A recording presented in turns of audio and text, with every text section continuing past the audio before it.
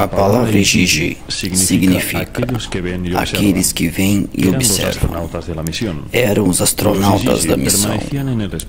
Os Gigi permaneciam no espaço, esperavam os carregamentos de ouro e o embarcavam em naves com destino ao seu planeta Nibiru. Havia um total de 300 Gigis orbitando a Terra.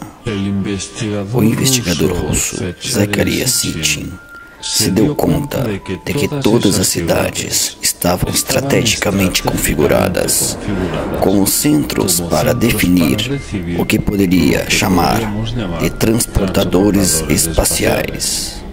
Somente observando desde o espaço, tudo aquilo começava a revelar um sentido.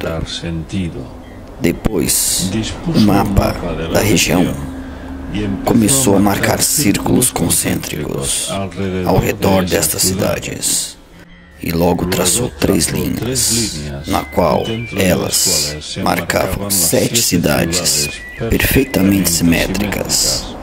Todas elas, sem exceção, formavam uma forma de rota em linha reta, como uma flecha, e todas convergiam a uma linha central, que é onde estava situada Sipar.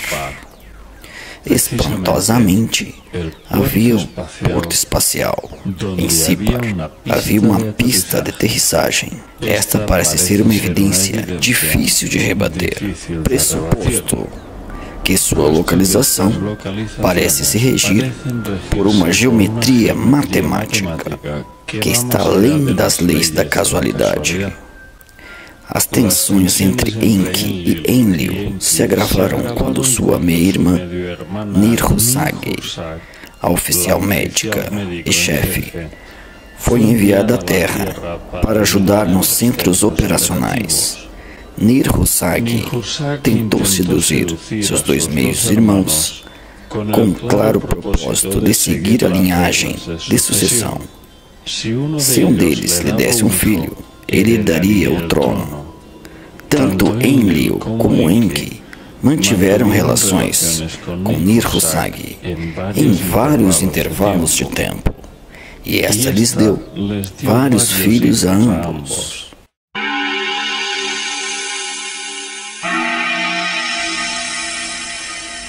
Conforme seguia as extrações de ouro nas minas africanas de Abzu, os mineradores começaram a comunicar o seu descontentamento pelas péssimas condições que tinham que sofrer embaixo daquelas asfixiantes minas. Nós somos astronautas, não mineradores escravos, se queixaram uma e outra vez. Quando Enlil recorreu às minas, em uma inspeção de rotina, se instalou uma revolta. Os mineradores Anunnaki organizaram um motim, queimaram suas ferramentas e se dirigiram até a casa de Enlil. Se desencadeou uma violenta reprimenda e todos gritaram que não voltariam mais às minas.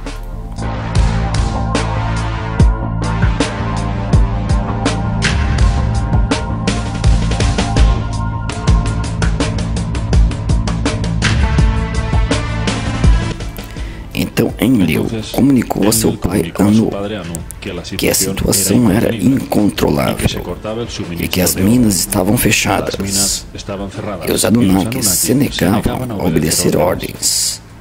Anu desceu à terra e se reuniu com os mandatários. Houve então um conselho de guerra. Enlil estava furioso e pensou que uma solução para uma total obediência seria um castigo para o líder que havia organizado o motim. Exigiu que o entregassem, mas esse nunca apareceu.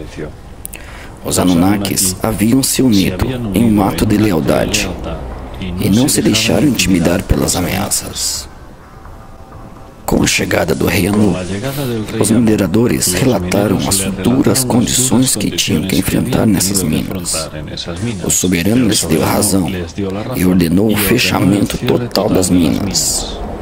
E a missão se encontrou suspensa. Mas o que podiam fazer agora? Enki teve uma ideia e, ante todo o conselho, disse o seguinte: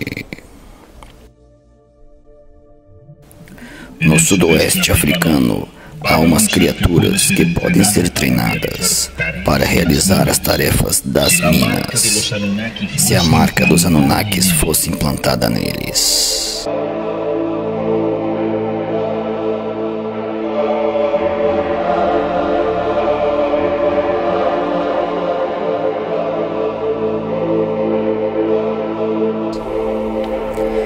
Enki estava se referindo ao Homo erectus. Enki estava propondo criar um híbrido, realizando o cruzamento de genes de ambas as espécies. Se havia proposto a desafiar a evolução natural e alterar as leis da vida, com um experimento cujas consequências não podiam ser previstas naquele momento. Devido àquela situação, precisavam de um plano imediato. O conselho aprovou a ideia e disse a Enki: cria um Lulu e deixem que sofram o jugo dos Anunnakis.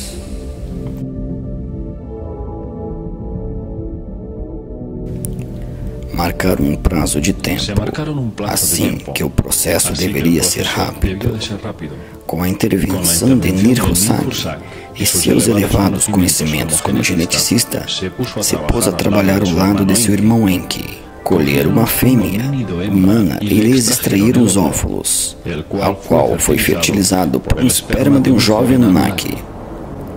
Uma vez que o óvulo estava inseminado, retornaram a implantar, mas não em uma mulher primitiva, senão no útero de uma fêmea Anunnaki.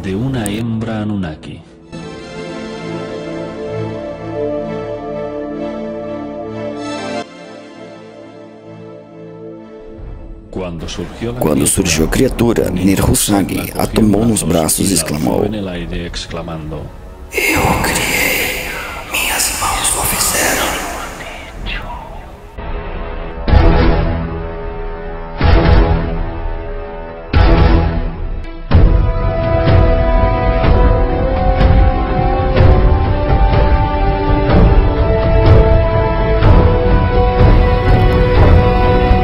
Repetir um procedimento, implantando mais óvulos nos úteros das chamadas deusas procriadoras. Realizavam no momento, em média, 14 inseminações, e em cada vez procuravam para o experimento 7 machos e 7 fêmeas. E o trabalhador primitivo começou a trabalhar nas minas. Ainda que na primeira versão de homem, tinha uma capacidade mental muito limitada, em alguns casos insuficiente incluso para saber manejar as ferramentas corretamente. Ademais, não tinham capacidade para se reproduzir. Suas vidas eram muito curtas em comparação aos Anunnakis, que tomavam um misterioso alimento da vida, que os permitia viver períodos extremamente longos. Enki decidiu melhorar o seu experimento e se enclausurou nos laboratórios biológicos de Eridu para aperfeiçoar o Homo sapiens, para o tornar mais perfeito e refinado.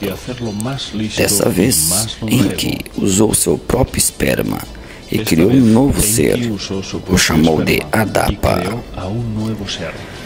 Era um homem com mais habilidades que os anteriores híbridos, muito mais inteligente e dotado da capacidade para reproduzir-se. Aquilo foi um insulto para Enlil, pois considerava que Enki havia violado todas as leis.